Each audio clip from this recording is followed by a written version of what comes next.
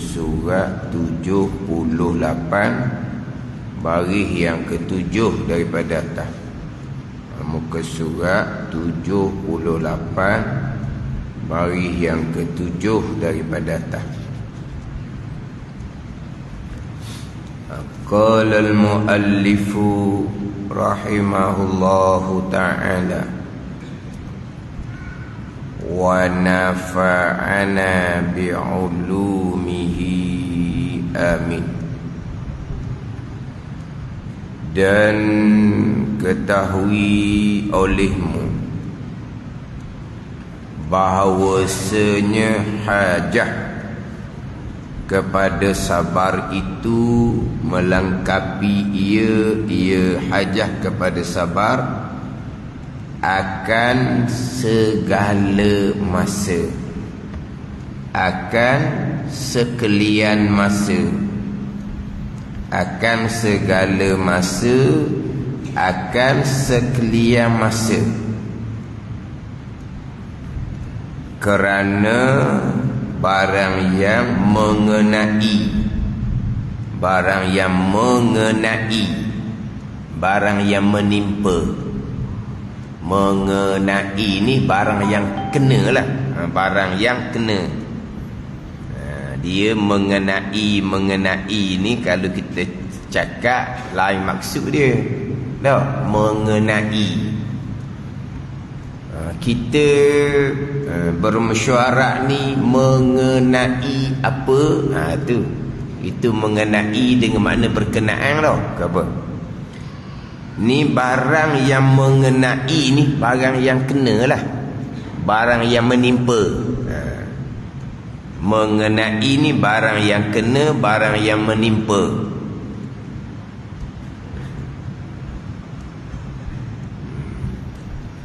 Dia mengenai ni lah perkataan dia ni, yang makna makrifah tu. Ingat tak makna makrifah? Pegangan yang putus, yang mengenai yang sebenar. Itu lain makna, itu bertepatan. Kan makrifah tu kan permulaan agama, mengenal Allah, mengenal akan Rasul. Makrifah, apa dia makrifah? Pegangan yang putus, yang mengenai yang sebenar. Itu yang bertepatan dengan yang sebenar. Boleh juga tak? Yang kena dengan yang sebenar boleh juga. Hak ni barang yang mengenai ni barang yang menimpa. Kerana barang yang mengenai, barang yang kena, barang yang menimpa akan manusia itu tiada sunyi, maksudnya tiada lepas ia barang yang mengenai akan manusia daripada dua macam, dua bagai, dua jenis. Mana ni? Dua bagai, dua macam ni. Pertama, barang yang setuju dengan keinginannya. Kedua, yang menyalahi ia barang akan keinginan. Maknanya yang menimpa manusia ni sama ada barang yang setuju, barang yang setuju dengan keinginan ni, contohnya sehat, kaya, itu contoh dia. Itu barang yang setuju dengan keinginannya. Barang yang menyalahi akan keinginan, contohnya dicuba dengan ujian daripada Allah Subhanahu wa ta'ala. Itu di antaranya. Yang di antara barang menyalahi ini, dia akan pergi pada mengerjakan taat. Itu barang yang menyalahi akan hawa nafsu, mengerjakan taat, meninggalkan maksiat. Kemudian apa-apa ujian yang menimpa atas kitanya, itu barang yang menyalahi akan keinginan nafsu. Dan ketahui olehmu bahawanya hajat bersabar itu melengkapi ia hajat kepada sabar akan segala masa, akan sekalian masa. Masa senang, masa susah, sekalian masa. Masa dapat nikmat, masa kena ujian.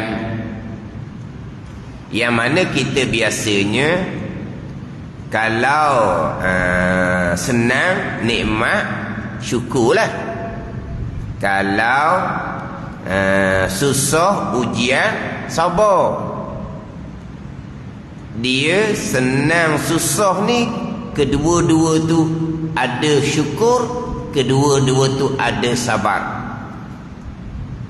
Ada ni. Sebab qada Allah ni wa hurrihi wa murrih, itu qada Allah. Yang manis qada Allah, yang pahit qada Allah. Hak manis qada Allah, hak pahit qada Allah. Jadi dalam kehidupan kita ni dua perkara ni. Dua perkara ni. Yang siapa kita ni dua perkara ni. Tak lari dia dua perkara ni. Sama ada perkara yang manis ataupun perkara yang pahit.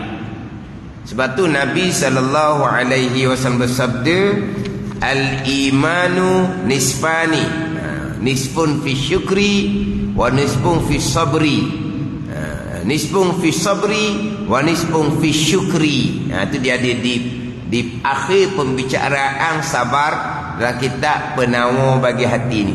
Al-imanu nisfan, bermula iman ni ada dua bahagian. Nisfun fi sabri, satu bahagian, satu nisfu pada sabar.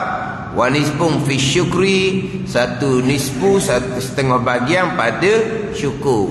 Sebab apa? Sebab yang menimpa kita ni sama ada manis ataupun pahit. Hak manis ada sabar dan ada syukur, hak pahit pun ada sabar dan ada syukur. Yang kita biasanya hak manis syukur, hak pahit sabar, kedua-dua. Bahkan sabar ketika diuji dengan perkara yang manis, perkara yang baik, yang setuju dengan keinginan. Sabar ketika Allah Ta'ala uji dengan apa yang kita dapat tu benda manis, lebih sukar daripada sabar kita atas ujian daripada Allah Subhanahu wa Ta'ala. Nanti habis bicara sabar, dia akan mengiringi pula bicara sifat syukur. Pembicaraan bab yang kelima, sifat kepujian yang kelima, syukur nanti. Jadi sabar syukur sama saja, dia melengkapi akan segala masa, sekalian masa. Sama ada sabar yang wajib, sama ada sabar yang sunat, di sepanjang masa. Kita hak kewajipan zahirnya semayang, siap dah semayang maghrib, tak ada dah, nanti isyak lah pulaknya.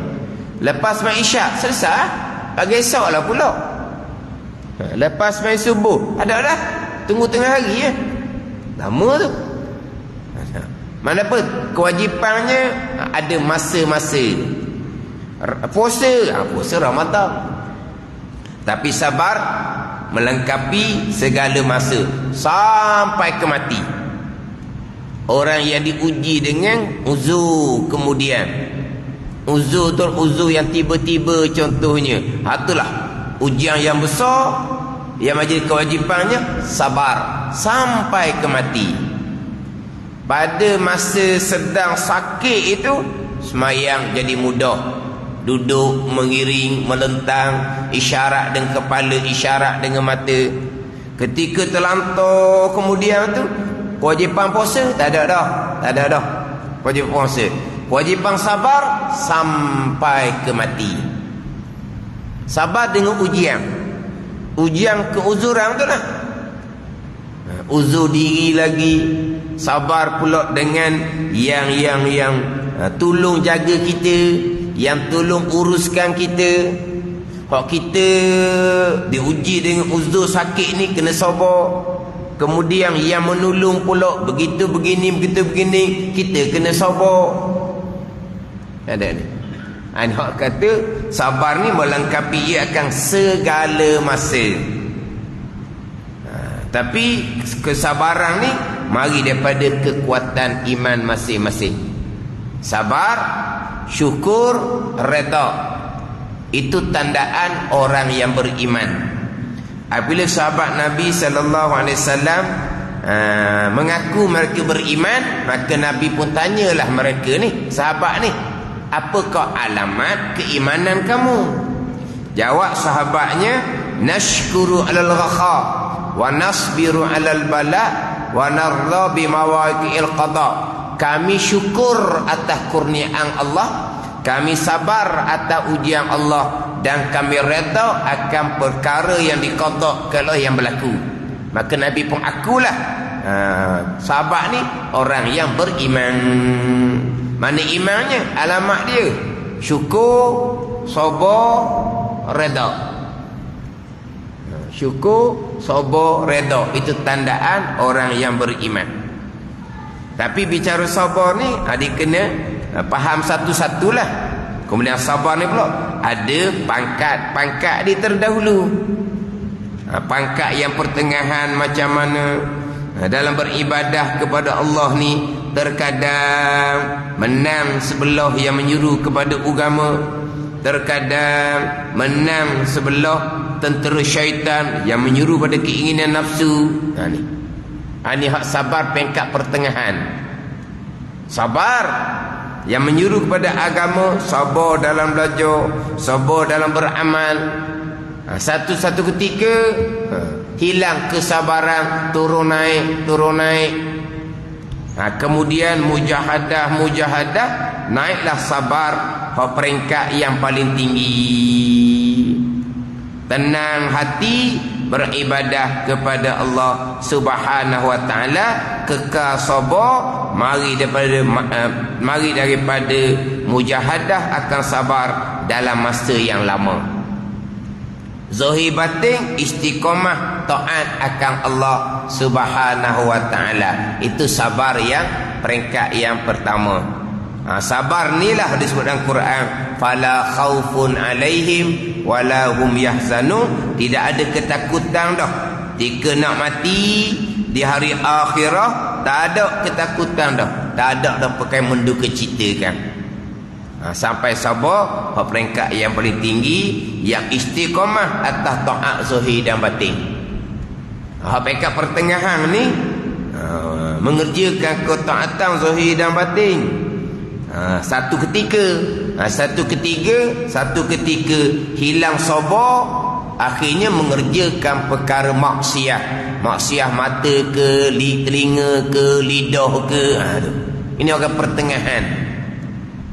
Mata, telinga, lidah digunakan untuk ketaatan. Mata, telinga digunakan untuk belajar beramal. Satu ketika mata, telinga, lidah melakukan perkara yang maksiat. Mana apa? Masa tu hilang sabar. Ini hak peringkat yang pertengahan. Kemudian segera bertaubat kepada Allah Subhanahu wa taala, duka cita di hati kerana kita hilang sabar melakukan perkara yang dilarang. Bukan kata buat kebajikan kemudian hilang sabar buat maksiat, relax, tidak, duka cita dengan kemaksiatan yang dilakukan, segera bertaubat dengan Allah Subhanahu wa taala. Dia akan naik setangga sampailah tenang dalam melakukan amal ibadah zahir dan batin. Sudah terpelihara daripada melakukan kemaksiatan. Ini satu pangkat. Tapi kena kemahlah, sebab sabar atas mengerjakan ketaatan, sabar atas yang menyuruh kepada agama. Yang menyuruh pada agama ni pokok pangkalnya balik kepada ilmu. Agama kita tiga bahagian: Islam, iman dan ihsan. Yang menyuruh kepada Islam, iman dan ihsan tu balik kepada ilmu tauhid, fiqh, tasawuf, sekurang-kurangnya fardu ain. Nak pergi pada yang menyuruh kepada agama. Tapi kalau tanpa ilmu, rupa zahirnya seperti menang yang menyuruh pada agama, tapi sebenarnya menang tentera syaitan yang menipu daya anak Adam, terkadang atas rupa kebajikan. Nampak ketaatan lah. Menang sebelah yang menyuruh pada agama, tapi hakikatnya menang sebelah tentera syaitan, menang sebelah hawa nafsu. Buat amal ibadah dengan hawa nafsu sendiri, bukan berlandaskan kepada ilmu. Buat amal ibadah ni turun ilmu, bukan tu rasa gini rasa suka, gini rasa selesa. Ada amal ibadah Nabi sebut dah wal amalu tabi'uh.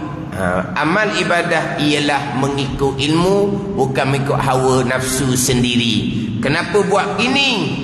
Berpandu pada ilmu, bukan berpandu kepada ginilah barangkali. Itu nafsu sendiri. Itu menang sebelah tentera syaitan. Itu tak ada kesabaran. Itu martabak yang paling rendah. Martabak hayawan, martabak hayawan dipanggil. Hak tu hak paling rendah sekali. Hak bicara pangkat sabar dalam kitab Penawar bagi hati. Aku nak cerita pula kedudukan sabar ni. Bila sabar ni melengkapi ia akan segala masa. Kerana barang yang mengenai, barang yang menimpa akan manusia itu tiada sunyi. Ia barang yang mengenai akan manusia daripada dua macam, daripada dua bagai.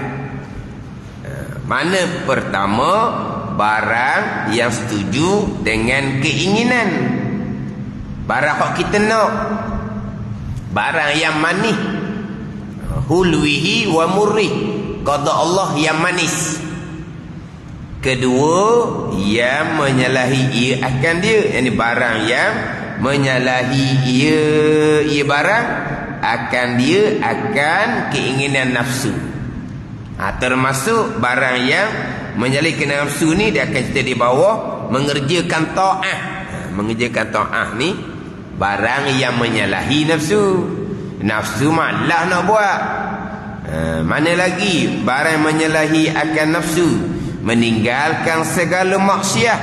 Itu pun barang yang menyalahi akan nafsu. Barang yang menyalahi akan nafsu ni pula daripada ujian daripada Allah Subhanahu wa ta'ala. Itu barang yang menyalahi akan nafsu. Dia ketaatan yang setuju dengan nafsu.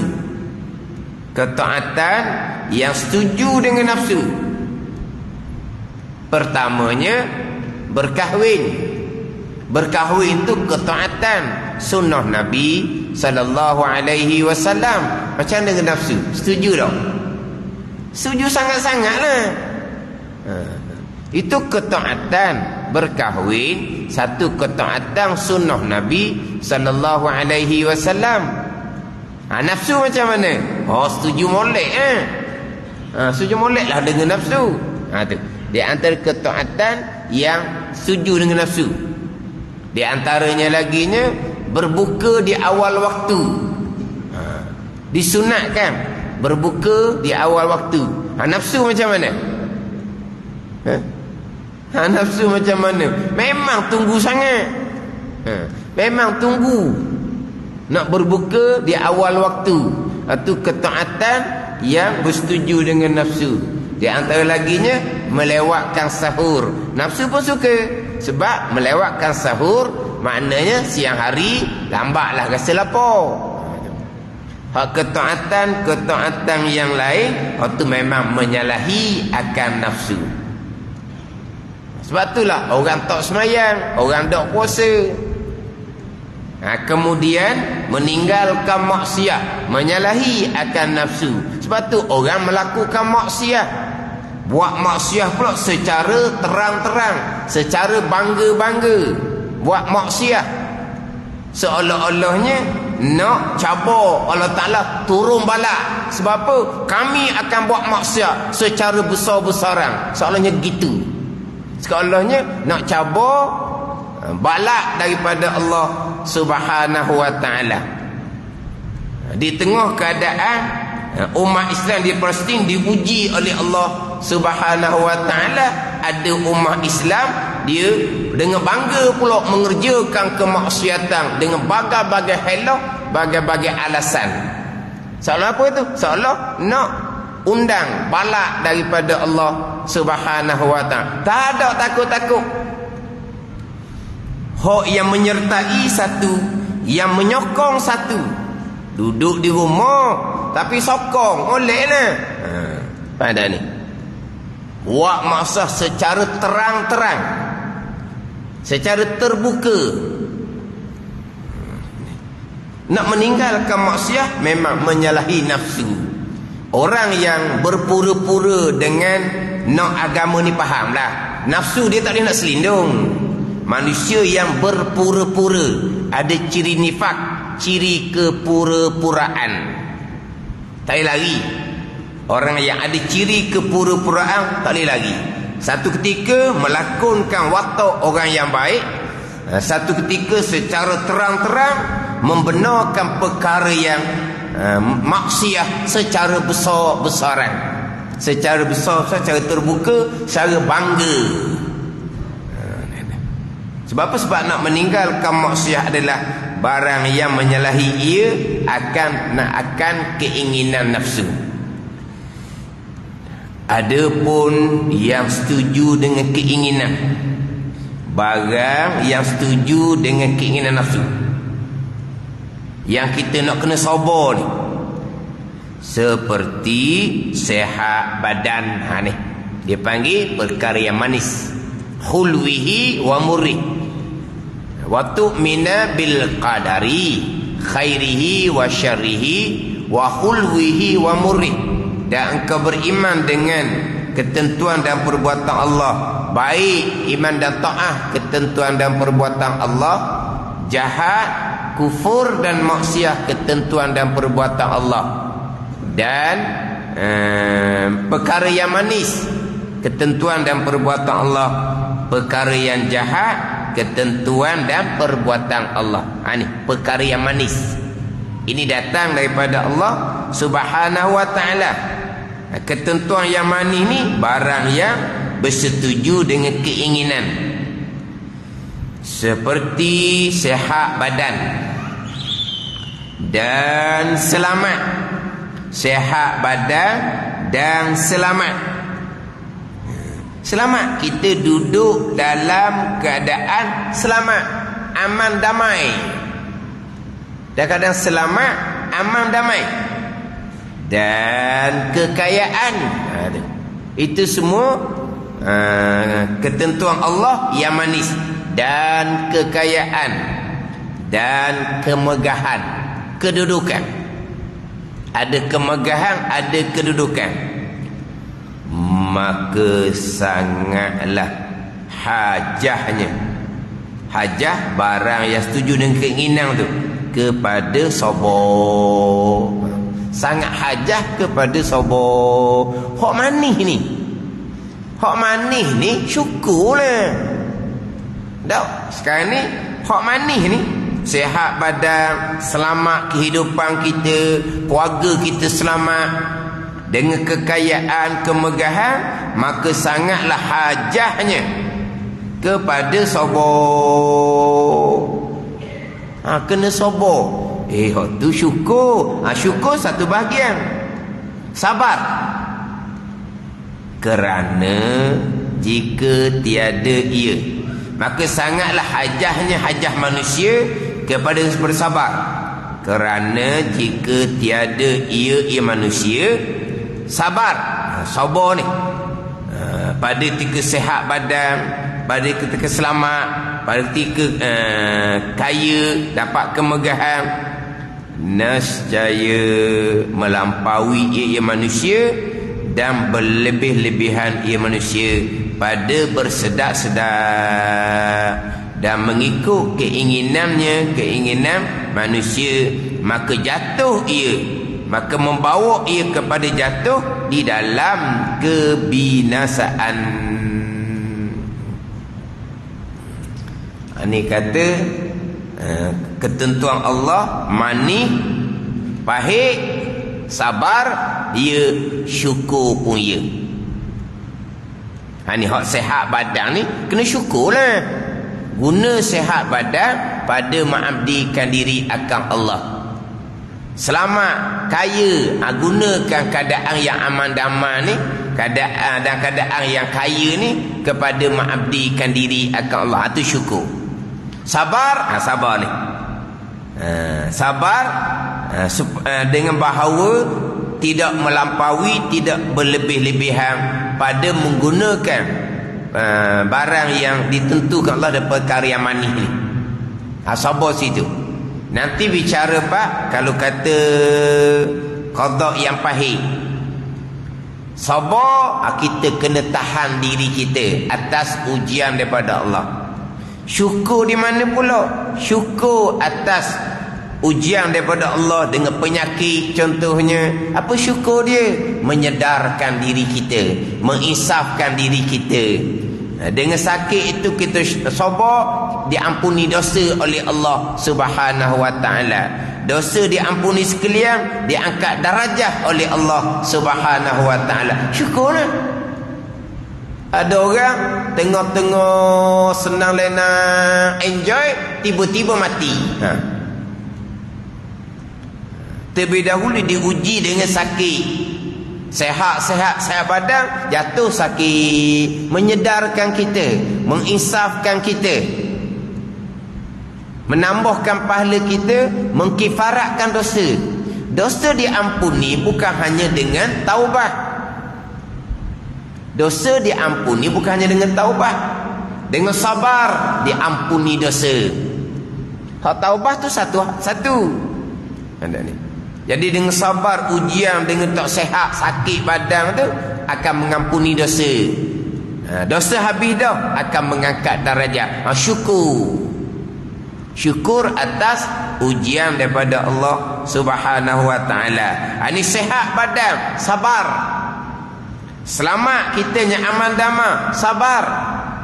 Aman damai kita pun gunakan keamanan untuk buat maksiat. Tu kata tu nak undang musibah daripada Allah Subhanahu wa taala.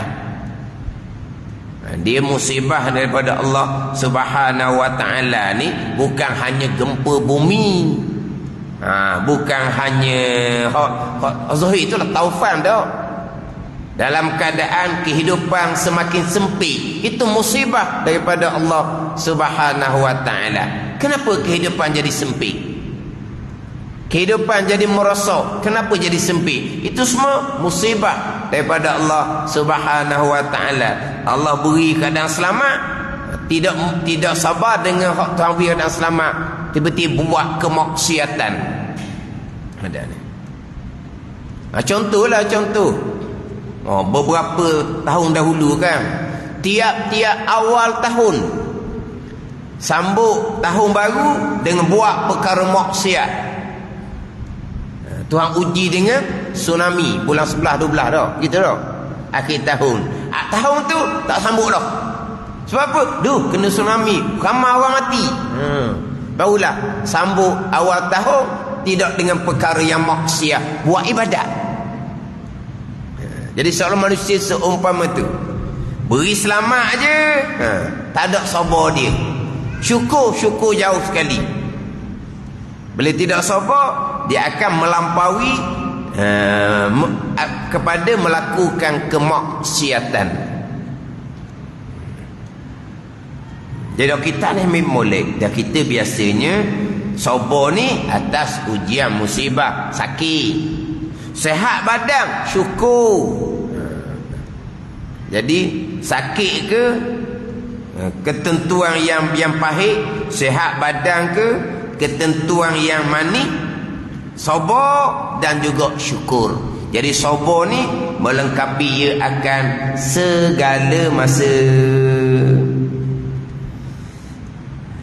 Kerana jika tiada ia manusia sabar pada waktu sehat badan, pada waktu selamat, pada waktu dapat kekayaan, nescaya melampaui ia manusia dan berlebih-lebihan ia manusia pada bersedap-sedap dan mengikut keinginan nafsu, maka jatuh ia manusia di dalam kebinasaan. Jatuh di dalam kebinasaan apabila tidak sabar dan tidak mensyukuri. Terkadang dengan sehat badan, selamat kaya, tidak sabar, tidak mensyukuri, yang timbulnya takabur. Yang timbulnya takabur, besar diri dengan qada yang manis daripada Allah Subhanahu wa ta'ala. Kerana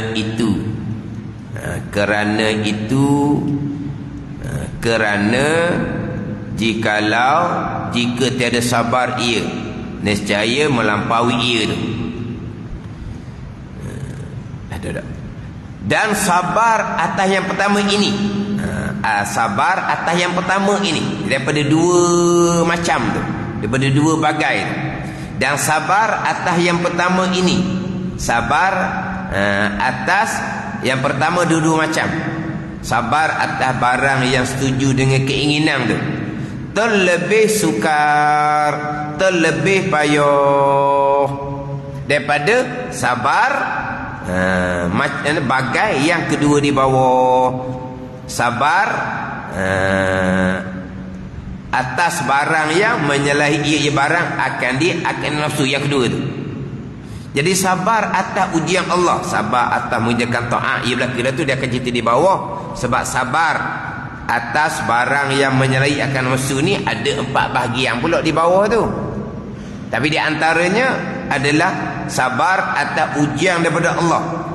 Lebih sukar sabar apabila Allah Ta'ala uji dengan sehat badan, selamat. Itu dia panggil ujian belaka. Ujian belaka daripada Allah. Perkara baik, ujian daripada Allah. Perkara buruk, ujian daripada Allah. Semuanya ujian. Kena sabar, kena syukur. Contoh, sabar atas ilmu yang dikurniakan oleh Allah, syukur atas ilmu yang dikurniakan oleh Allah. Sabar atas taufik daripada Allah kita boleh amal ibadah. Sabar dan syukur ada belaka dua-dua tu. Ilmu yang ada pada kita ni ujian daripada Allah, ujian daripada Allah. Allah tak beri taufik hidayah pada orang ibadah, ujian daripada Allah. Sebab kita duduk di dunia tempat ujian daripada Allah Subhanahu wa ta'ala. Ada ilmu lagi besar ujian daripada Allah Subhanahu wa ta'ala. Besar ujian. Dengan ilmu tu beribadah ke tidak, dengan ilmu tu macam mana ibadat ni. Itu perkara yang baik daripada Allah. Sabar, redha, sabar dengan syukur atas perkara yang baik yang dikurniakan oleh Allah Subhanahu wa ta'ala. Ini sabar atas perkara-perkara yang hak duniawi kita lah. Itu sabar atas ilmu dan ibadah ukhrawi kita. Sabar, syukur. Dua perkara tu. Ni hak atas sihat badan, selamat, kaya, dapat kemegahan.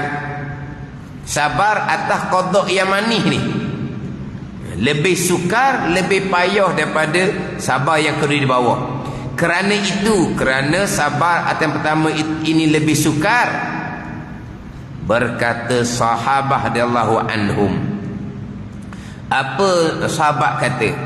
Disudi akan kami. Disudi pada ni ujilah. Bukan sudi tak sudi ni. Macam mana sudi ke tidak, tu lain ni. Disudi ni mana? Diuji akan kami, akan sahabat dengan percubaan kesusahan.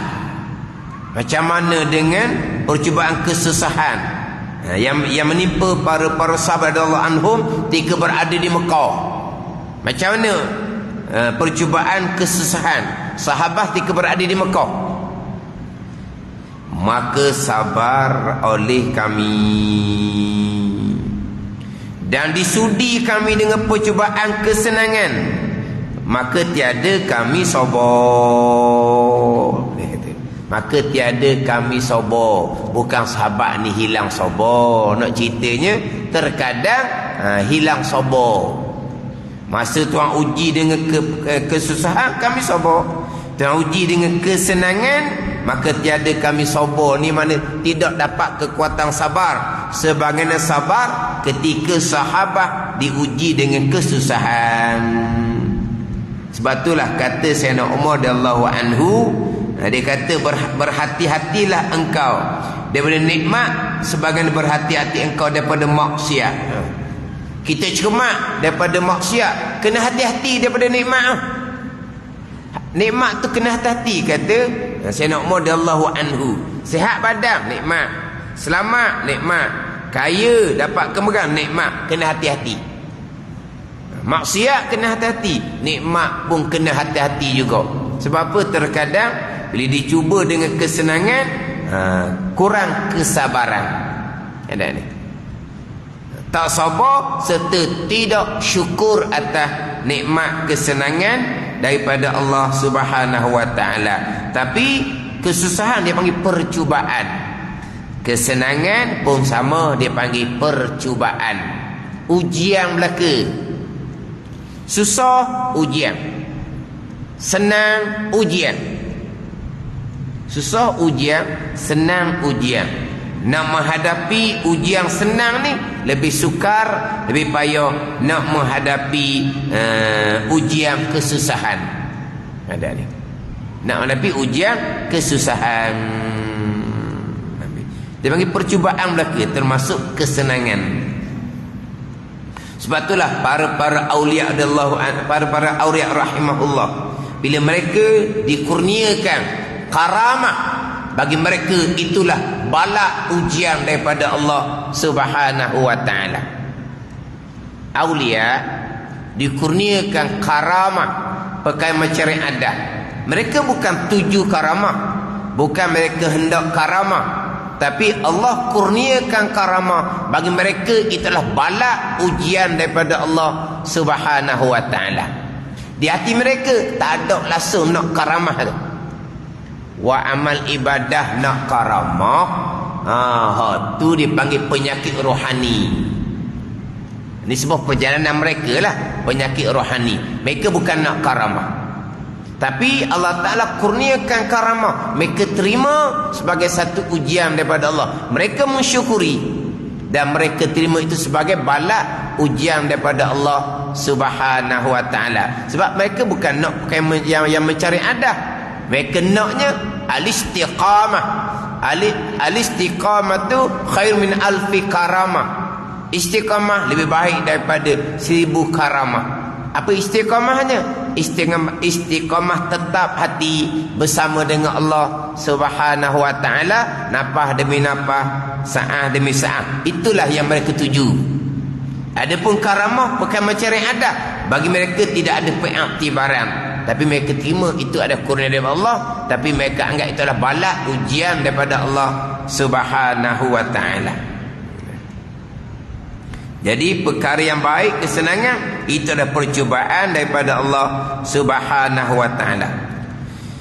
Bermula makna sabar padanya pada yang pertama ni. Padanya pada yang pertama ni, pada barang yang setuju dengan keinginan, bahawa tiada cenderung ia manusia kepada barang yang setuju dengan keinginan. Sehat contohnya, tiada cenderung ia kepadanya kepada sehat badan dan selamat dan kekayaan dan kemegahan. Tiada cenderung ia kepadanya, itu makna sabar. Sabar di hati dengan bahawa jangan cenderung kepada yang Tuhan uji dengan hak perkara yang manis tadi ni, perkara yang setuju dengan keinginan nafsu, dan mengetahui akan bahawasanya sekalian yang demikian itu, demikian barang yang setuju dengan keinginan tu. Mana sekalian yang demikian itu tu, sehat badan, selamat, kaya, dapat kemegahan kedudukan, pertaruhan pada sisinya, sisi manusia. Satu pertaruhan. Mengapa satu pertaruhan? Satu amanah daripada Allah Subhanahu wa taala. Pertaruhan, amanah daripada Allah. Bukan pertaruhan ni, pertaruhan mana amanah daripada Allah pada sisinya, sisi manusia. Selagi akan diambil daripadanya dan manusia pada masa yang hampir. Bila-bila masa. Sehat badan. Bila-bila masa sekarang ni. Kan orang sehat. Tiba-tiba segala-gala kena orang tolong. Sebelum tu sehat. Sebelum tu apa? Aktif lah. Sentiasa bersenam, berpeluh semua. Makan, minum dia jaga.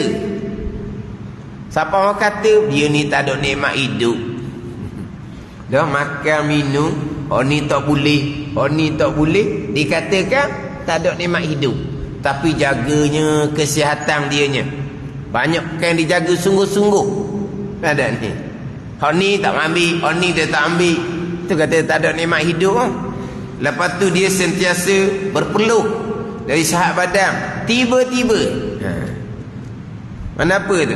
Itu hanya pertaruhan daripada Allah belaka tu. Aman daripada Allah selagi akan diambil daripada manusia pada masa yang hampir. Bila-bila masa Allah Ta'ala tarik balik sehat badan, selamat kitanya. Bila-bila masa Allah Ta'ala tarik kaya, bila-bila masa Allah Ta'ala tarik dapat kemegahan kedudukan, bila-bila masa Allah tarik. Itu hanya pertaruhan amanah daripada Allah Subhanahu wa ta'ala. Hati tidak cenderung kepada umpama kekayaan, kemegahan. Dia tahu kekayaan kau tak ada dah lah. Hati semata-mata tumpu kepada kekayaan dan kemegahan. Kenapa? Tak sabar. Akhirnya jatuh di dalam kebinasaan. Dengan sehat badan, selamat, kaya, dapat kemegahan. Bila tidak sabar, cenderung hati sepenuhnya kepada apa yang diamanahkan oleh Allah, maka jatuhlah ia ke dalam kebinasaan. Dan bahawa tiada berlebih-lebihan. Dan bahawa tiada berlebih-lebihan ni atau pada kata bahawa tiada cenderung ia kepadanya. Dan bahawa tiada berlebih-lebihan, yakni dan makna sabar padanya pada barang setuju dengan keinginan nafsu tu.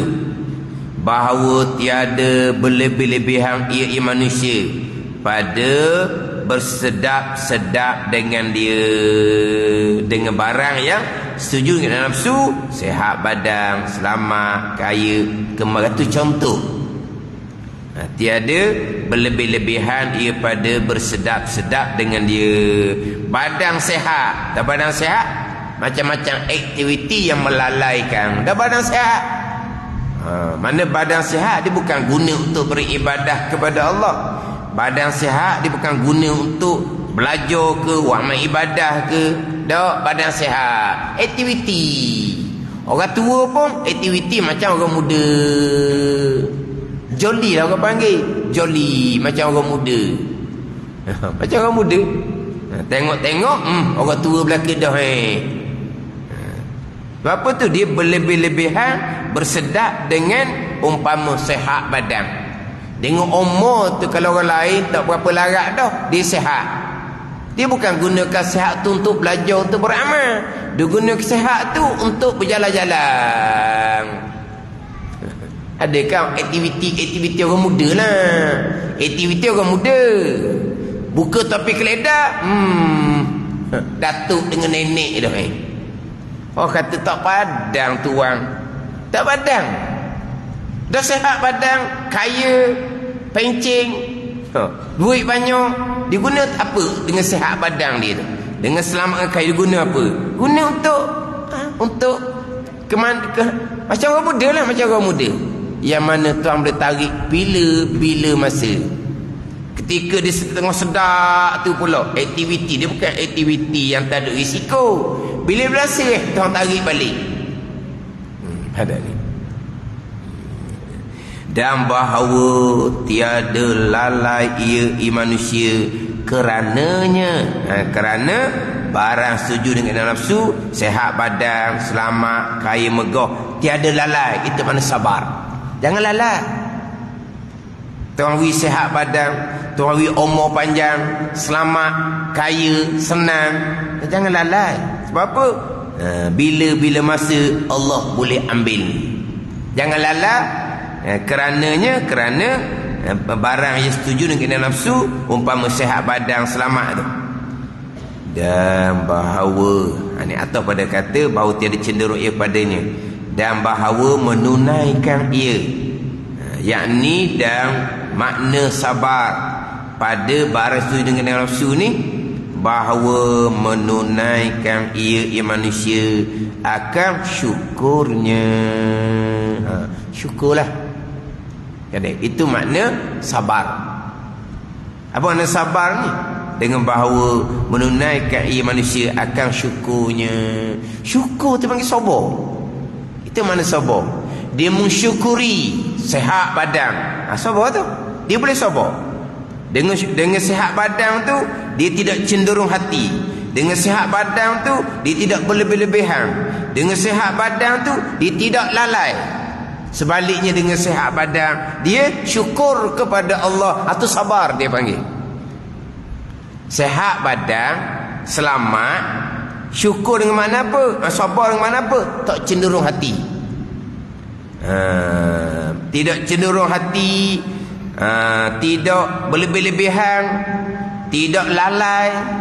Sebaliknya, bahawa menunaikan ia akan syukurnya. Syukur akan sihat badan, selamat. Itulah makna sabar.